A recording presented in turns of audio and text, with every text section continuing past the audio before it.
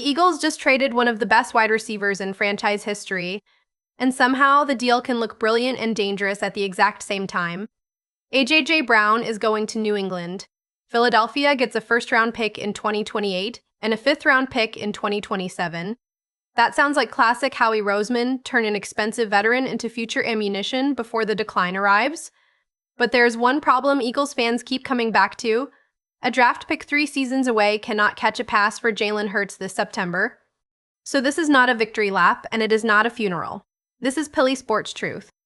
We are going to separate the emotion from the football, explain why the Eagles made this move now, examine the replacement plan, and decide whether Philadelphia sold 1 year early or created a massive hole in a championship window. First, do not minimize what walked out the door. In 4 regular seasons with the Eagles, Brown produced 339 receptions, 533 grides, and 32 touchdowns. He owns the 2 biggest single-season receiving yard totals in franchise history, including 1,446 yards in his first Philadelphia season. In 2023, he caught a franchise record 106 passes. He helped this team reach 2 Super Bowls and win 1. That is not merely a productive receiver, that is an era. Brown gave the Eagles something every quarterback wants, a target who can erase a bad picture. Press coverage, tight window, late down, collapsing pocket, it did not matter. Throw the ball into his neighborhood and he could turn a difficult decision into an explosive play. The emotional reaction from fans is therefore reasonable. You can understand the business and still hate seeing the player leave. On the Eagles subreddit, even people defending the return kept describing Brown as one of the greatest receivers the franchise has had. That is the first truth of this trade. Philadelphia did not move a replaceable stat line. It moved a central piece of its offensive identity. Then why do it? Start with the timeline. Brown turns 29 during the 2026 season. Wide receivers do not all decline at the same age, but the Eagles are built around managing the expensive years before they become trapped by them. They would rather make an uncomfortable decision early than an obvious decision late. There was also tension. The 2025 season ended without a successful title defense, and Brown's frustration with the offense was no secret. He still produced 78 catches, 1,003 yards, and 7 touchdowns, but the relationship no longer looked effortless. New England gives him a reunion with Mike Vrabel, his former coach in Tennessee. Philadelphia gets a clean break before dissatisfaction becomes the story of every quiet Sunday. That does not mean the Eagles traded him because of one complaint or one bad week. It means age, contract, offensive direction, and player preference all started pointing toward the same exit. Once that happens, the question changes. It is no longer, can we keep AJ Brown? It becomes, what is the best return available before leverage disappears? Howie Roseman has made a career out of recognizing that moment. Sometimes he is right, sometimes Philadelphia spends months discovering that a spreadsheet cannot replace a star. This trade will test which version we are watching. The strongest argument for the deal is what I call the rental math. In 2022, the Eagles sent Tennessee a first-round pick and a third-round pick for Brown. They received 4 elite seasons, 2 NFC championships, a Super Bowl victory, and more than 5,000 receiving yards. Now they recover a first-round pick and a fifth-round pick on the way out. Put that way, the entire A.J. Brown transaction looks like outstanding asset management. Philadelphia paid a premium, collected the player's prime, won the ultimate prize, and recovered major value before the back half of the contract. That is why one popular fan reaction was essentially this. The Eagles rented an elite receiver for 4 years, got a ring, and nearly got their original first-round investment back. But the return has a discount built into it. A 2028 first-round pick is not equal to a 2026 first-round pick. Philadelphia waits 3 drafts to use it. New England could improve. The selection could land late. The player eventually chosen might need development. Every step adds uncertainty. This is the sharpest criticism I found in the fan conversation, and it is more important than saying the Eagles got fleeced. The problem is timing. The Eagles are trying to win with Jalen Hurts, Saquon Barkley, an elite offensive line, and a defense built to contend now. A future first gives Roseman flexibility, but it does not beat press coverage on 3rd and 8. The trade is therefore 2 different bets. The first is that Brown's future value will fall. The second is that Roseman can convert delayed draft capital into something useful before the current window closes. He does not have to wait until 2028. That pick can be packaged in another trade, used to move around a draft, or held as insurance. But until it becomes a player, it remains possibility, not production. Philadelphia did not make this move without building a wider receiver room, but it is a different kind of room. The Eagles added Hollywood Brown, Elijah Moore, and Dontavion Wicks. Then they used a first-round pick on USC receiver Mekhi Lemon. The plan is not to locate one new A.J. Brown, it is to spread the job across speed, route detail, versatility, and younger legs. Hollywood Brown can threaten space. Moore can separate underneath. Wicks brings size and developmental upside. Lemon is a fascinating piece because first-round receivers are not drafted to hide.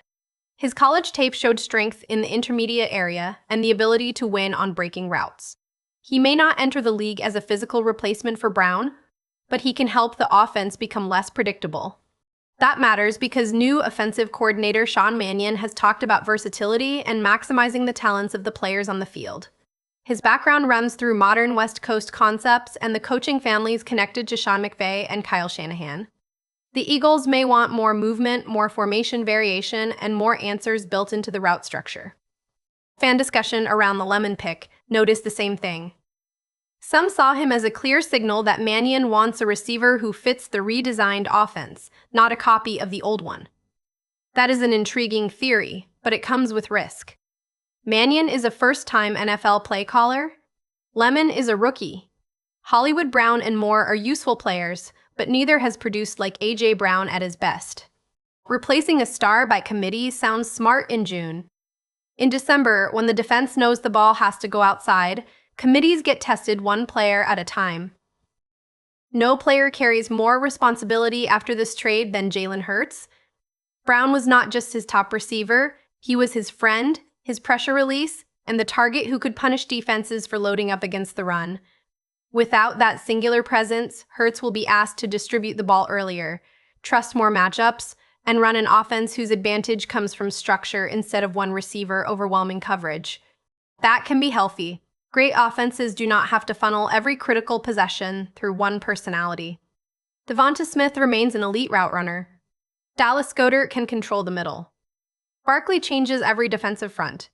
If Mannion creates easier completions and Hurts plays on time, Philadelphia may become harder to diagnose. But let us be honest about the other side. Defensive coordinators feared Brown. They tilted coverage toward him before the snap.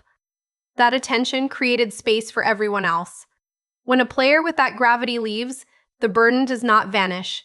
It gets redistributed. Smith sees more number one coverage. The young receivers face bigger moments. Hurts has fewer bailout throws. This season will reveal whether the old offense depended on Brown too much, or whether Brown was the reason it survived its weakest designs. There are 3 realistic endings to this story. Outcome 1. The Eagles are early and correct. Brown remains productive in New England, but Philadelphia's younger group gives Mannion more flexibility. Lemon develops quickly, the offense becomes more balanced, and Roseman turns the 2028 first into another major piece. In that version, the trade is cold, calculated, and excellent. Outcome 2. The Eagles are strategically right, but competitively late. The future pick becomes valuable, yet the 2026 offense misses Brown in the exact moments that decide playoff games. Philadelphia may win the long-term transaction while losing one precious season of a championship window. Front offices celebrate asset value. Fans remember the third down that failed. Outcome 3. The evaluation is wrong. Brown has several dominant seasons left. The replacement group cannot command coverage, and New England's pick lands too late to produce an equal player. That is the nightmare. Trading certainty for flexibility and discovering that flexibility does not score touchdowns. Which outcome is most likely? I lean toward the middle. The Eagles probably extracted strong value from a complicated situation. Recovering a future first after 4 elite seasons and a championship is impressive, but the offense is less proven today than it was before the trade, and no amount of clever accounting changes that. Here's the Philly sports truth verdict. This is a good transaction and a dangerous football decision. The Eagles did not betray their championship window, but they increased the difficulty. They are betting on Sean Mannion to build a more flexible system, on Jalen Hurts to elevate it, on Mekhi Lemon to develop fast, and on Howie Roseman to turn future capital into present force. Any one of those bets can work. The problem is that all of them now matter at once.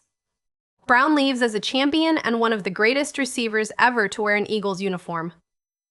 That should not be rewritten because the relationship ended. Philadelphia got the prime years, the records, the playoff moments, and the Lombardi Trophy. New England gets the next chapter. So did Howie Roseman sell 1 year early, or did he escape 1 year before the decline? We will not know from the trade chart. We will know when the Eagles need one conversion. The stadium is shaking, the defense brings pressure, and Jalen Hurts looks to his left. That is when this trade stops being a debate and becomes the truth.